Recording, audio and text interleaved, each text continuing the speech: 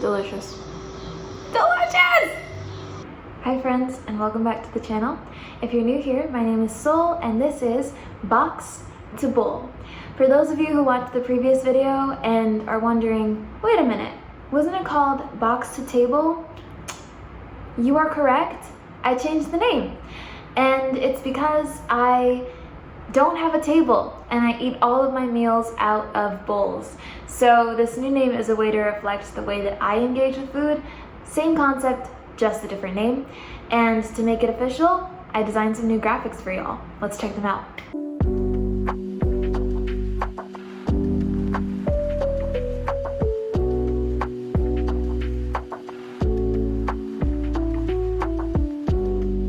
Good morning and happy CSA day.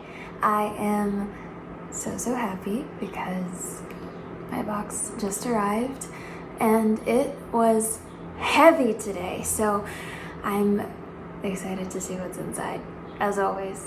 But let's get into it. Here it is. As I was lifting it over here, I realized that I really need to work on my arms. I haven't exercised in a little while and I can tell, I can feel it. So we're gonna be bench pressing the box for today. But let's get into it. I think I'm seeing some corn. So we'll crack it open and see what's inside for real. Oh my goodness. Oh my goodness. So much corn. Okay, I just want y'all to see what I'm seeing, all right? Okay, so this is my box contents. You can see we've got some microgreens here, peaches, and look at all this corn! I am so excited to work with it. I'll take it out and I'll show you from a different angle. Okay, so we have got, oh my God, this corn is like, she's got some weight to her, okay? We've got our corn. This is what it looks like. I should probably shuck it to like really show you, but I think we've got 1, 2, 3, 4, 5, 6. We've got 6 corns, husks, but the husk is the green part, right? Okay, we've got 6 individual units of corn. And then we've got our beautiful medley mix of microgreens. It was harvested just yesterday, which is so exciting. It means it's gonna be super fresh. It looks like it's a mix of broccoli, daikon radish, purple radish, and sunflower shoots. I've never had a sunflower shoot, so I'm excited to try it. Okay, and then I've also got peaches! They're so fuzzy. They're very soft feeling. They're not too soft on the inside yet. So by the time that I work with them, they'll probably be like really tender and juicy. Okay, so let's figure out what we're gonna make. I think we're gonna do some smaller sized dishes for today. And what I mean by that is I don't have enough corn to make like a giant pot of something, but I do have enough to make a small batch of a corn soup. And last year I was really into reading cookbooks and I read Salt, Fat, Acid, Heat by Samin Nosrat. If you've seen the show on Netflix, same name. And she talks all about all of the different ways that you can use veggies to make really simple soups. And one of the soups that she makes is a sweet, silky corn soup or silky sweet corn soup. One of those. And I think I want to try that. It's a very simple recipe using corn, butter, and onions. But I saw that jalapeno peppers and some other fun like green salsa type ingredients were on sale at the store, so I might make a little green herby salsa recipe because she also has a recipe for that. and put that on top. And I could also use the microgreens as a garnish. And then for dessert, because you gotta have dessert, maybe I'll do a little peach sorbet. I love that idea. Okay, I'm excited. I hope you're excited too. Let's get cooking. Oh, wait, also, I'm Soul from the past. We gotta beam to Soul from the future. Thanks, Soul from the past. To kick things off, we're going to start with our peach sorbet. I got the box like 4 days ago, and I left the peaches on the counter to get a little bit soft because they were kind of firm, so I wanted them to ripen up. And when they were at the feel that I was looking for, I popped them in the fridge to slow the ripening process down. And I was contemplating how much of the sorbet process I wanted to film because, you know, it is really as simple as throwing some frozen peaches into the food processor. But since we're doing box to bowl, baby, I'm gonna show you the entire thing because we've gotta peel these peaches. We've gotta chop these peaches. We gotta freeze the peaches, and then we gotta throw them in the food processor, whip them up, and put them to hang out and get ready and delicious for our sorbet. So I'm gonna start with the peach sorbet since it requires a couple more prep steps than the soup. But the first thing that I'm gonna do is I'm going to peel my peaches by blanching them in some boiling water and then submerging them in an ice bath. And to get the peaches ready for this, I'm going to score the peach on the very bottom with an X. And once I've done that, like, you're good to go. You're just gonna pop them in your boiling water for about 30 seconds, take them out, and immediately put them in an ice bath. And if you don't know what an ice bath is, all it is, cold water, a bunch of ice cubes. That's it. That's just going to help to cool the peaches down immediately. You don't want to boil the peaches. You don't want to cook them in the boiling water. You just want to help them get that skin off a little bit, and that blanching process is going to help with that. So let's try it. We'll see how it works, and I'm excited. Let's check it out. Okay, our water's boiling. I've got my peach. I've prepared my ice bath. Let's do this thing.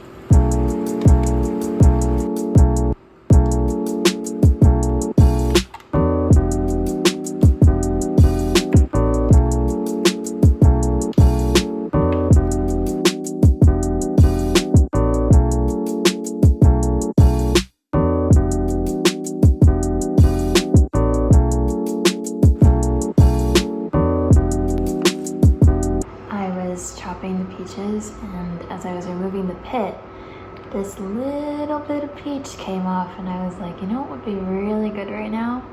Sampling it. So let's take a taste and see how they are.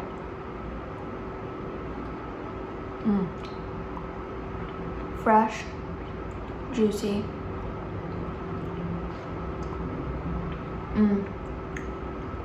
Yeah. That first piece that I bit was the part that was closer to the pit. It was a little bit tart, but as I got to the piece that was farther away, it was a little bit sweeter. So I'm curious to see how it all comes together. And even if you're working with peaches that are a little bit more tart than sweet, I got you with this sorbet. Stay tuned. Okay, I've chopped all of my peaches and I've laid them out on this parchment lined tray. I'm going to put them in the freezer to firm up, get frozen, and we'll be back to them shortly. I'm going to teach you how to make a simple syrup for our sorbet base to help it get a little bit sweeter, and that's what I was referring to when I said that I got you for those who have tartar peaches or they're not as sweet as you'd like.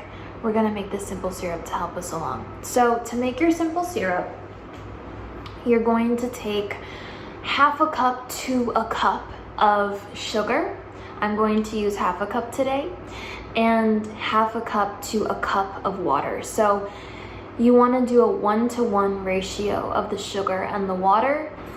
You're going to put it in a small pot on medium heat and just whisk it all together and let it come to a simmer, stirring occasionally. You don't have to stir the entire time, just make sure that you keep an eye on it. And then once it comes to a simmer, remove it from the heat and transfer it to a container that you can put in the fridge so that it can chill. Quick note on chilling the simple syrup. You don't need to put it in the fridge right away. You don't want to put super hot things in the fridge right away. So just leave it on the counter for like 30 minutes to an hour, and then once it's cooled down a little bit at room temperature, then pop it in the fridge. Cool? Cool. Now we're going to make our herby salsa for our corn soup. You may have noticed that I'm kind of making the garnishes for things before I serve the actual entree. That just helps to move things a little bit faster, because you don't want to be making a soup that requires the garnish and you made the soup but then you don't have the garnish, and it's a mess. So we're gonna make our garnish first. I have my salt, fat, acid, heat cookbook in front of me. I'll also link the recipe for this down below. But to make our herb salsa, we're going to take some diced shallots and macerate them in lime juice. Macerating is when you put something, it can be onions in this case, shallots, it can be berries, into something else, typically sugar or some kind of liquid, and that just helps it to soften a little bit, and it helps the flavors to really come together, okay? So that's what we're doing here. We're taking our shallots, we're putting them in some lime juice to macerate for like 15 minutes. Then we're gonna combine cilantro, jalapeno, scallions, oil, and a little bit of salt in a separate container. And then just before you serve everything, you're going to take a slotted spoon or some other tool that can help you separate the shallots from the lime juice, but you don't want to get rid of the lime juice, so that's why I recommend a slotted spoon. Take the shallots, put them in your cilantro jalapeno mixture, stir it, taste it, and then add the lime juice to taste, and you can also adjust salt to taste. And that's it, that's your salsa. You can serve it over your soup, you can use it in a warm grain bowl, you can put it over veggies. If you eat meat, you can put it on meat, you can put it on tofu. There's a lot of different ways that you can use this, and I'm especially excited to try it in this soup. Salsa is done, and I also recognize that in every frame my hair is doing something different. We're not gonna worry about that. Our salsa's done. Here she is. I wanted to try it so that y'all can get a feel for how I feel.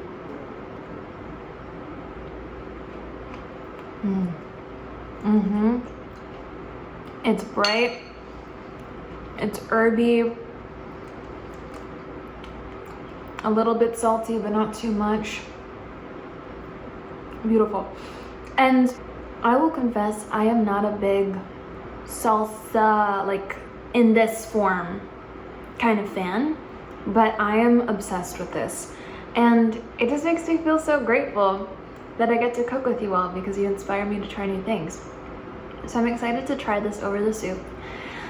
And as I was preparing it, I realized there may be some of you watching who have the soap gene and can't enjoy cilantro in the same way as some of us can. So if cilantro doesn't sit right with you, try this with parsley. Report back, see how you like it, but I want to make sure that y'all can enjoy this green salsa too. So cilantro or parsley is just fine, and do the same amount, and yeah, let me know what you think about it. But now that we've made our salsa, it's time to finally make our soup. So I'm really excited, let's talk about it. To start, you're gonna shuck your corn. I have never done this before, so I don't feel comfortable explaining it. But if someone has, if someone has a tip or a trick that they want to throw in the comments, please let me know. I was just gonna manually shuck it by cutting off the stem on the bottom to get a better hold and peeling back the leaves. I also heard that there's a way to shuck corn by putting it in the microwave. I will report back on which of those I tried and which was successful. Update, we're shucking them all by hand, baby. Look at this. Look at this. Woo! Once you've shucked your corn, you are going to hold it upright. And this recommends holding the corn on top of a kitchen towel inside a bowl. So you set up a bowl, line it with a towel or paper towel, whatever. Hold your corn upright, and then you're gonna take a knife and cut off 2 or 3 rows of kernels at a time. It's gonna be a little bit tedious, but you wanna get the most corn possible, so this method is gonna help you to do that. Get as close to the cob as you can to get those kernels off, and then you should be good to go. Save the cobs. Save the cobs once you've cut off all of the kernels of corn.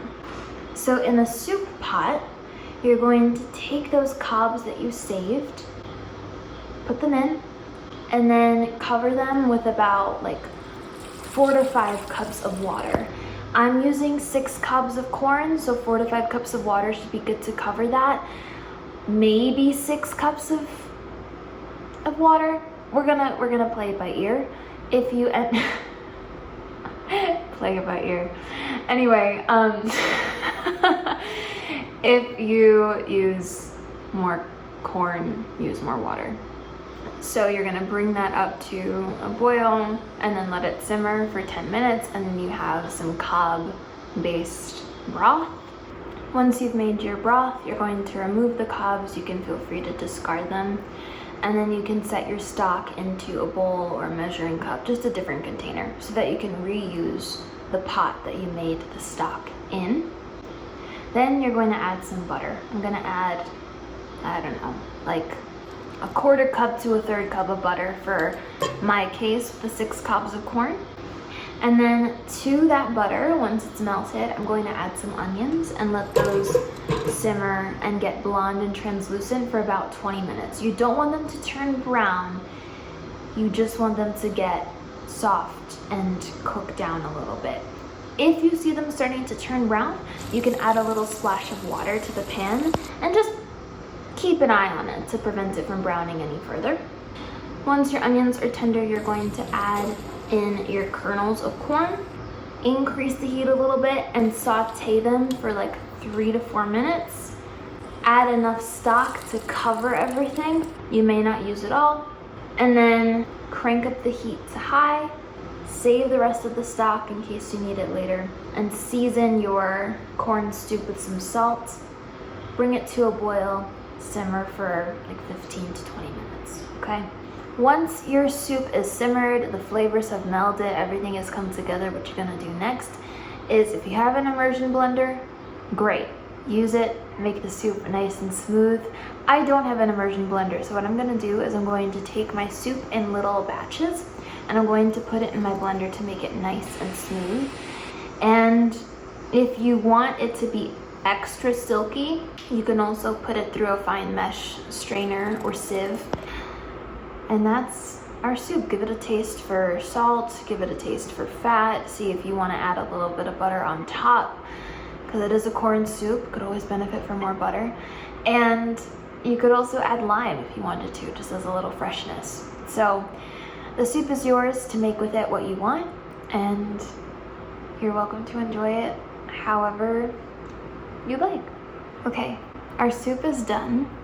And our peaches have been hanging out in the freezer for a little while. So I think it's time we made our sorbet. To make your peach sorbet, what you're gonna do is take your frozen peaches and add them to a food processor along with some vanilla if you want it.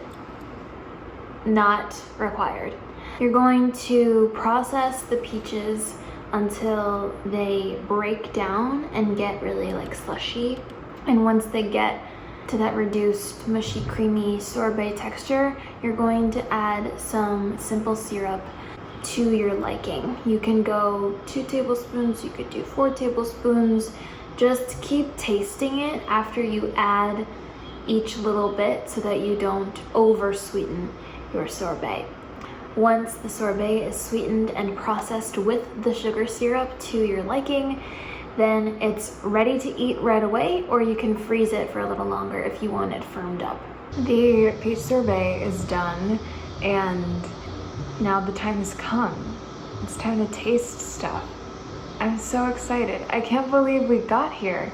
We do it every time, but I'm just so excited. Let's serve.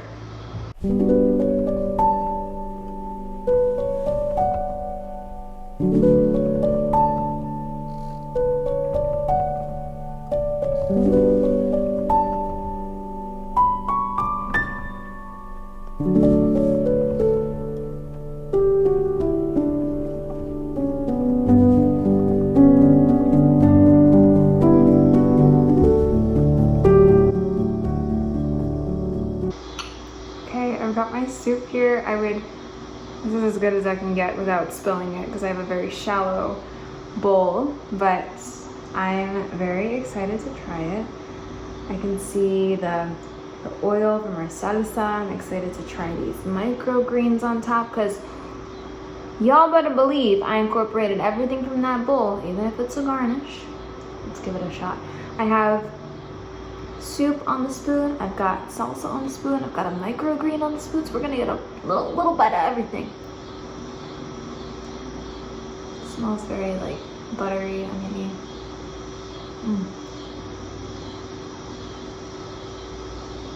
Oh yeah.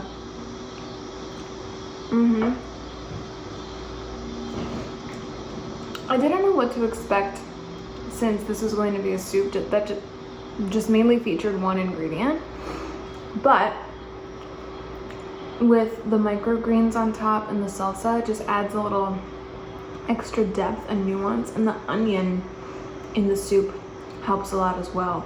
I added some lime to the soup when I was done blending it, and I think that rounded the flavors out, but there's just something about the combination of the greens and the salsa on top and the soup that really brings it together.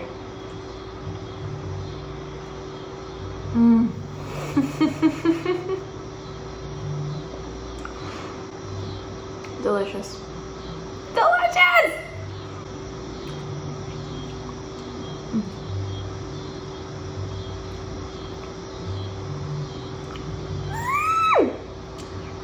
Samin nosrat does not miss. I say that and I've only tried one of her recipes, but if this is the only recipe I tried from her, that's fine. That's fine. She didn't miss on this recipe. So thank you, Samin. Thank you, Salt, Fat, Acid, Heat. Thank you to the lovely farmers who brought this bowl of beautiful soup to my home. And thank you to all of you for watching. Let's try the peach sorbet.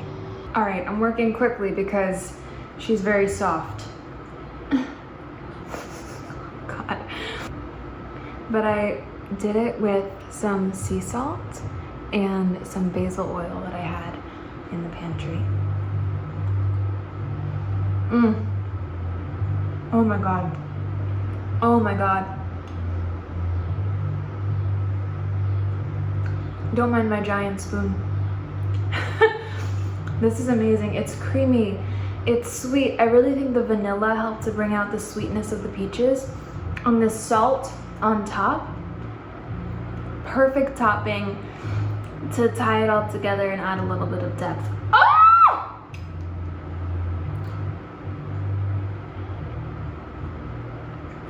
And the basil's lovely too. I'm gonna go enjoy the rest of this off camera, but y'all already know. Thank you so much for being here. I'm sorry, I was just processing some sorbet. Thank you so much for being here, and thank you so much for joining me for another episode of Box to Bowl. From my kitchen to yours, happy cooking, happy eating, and I will see you next time. Bye.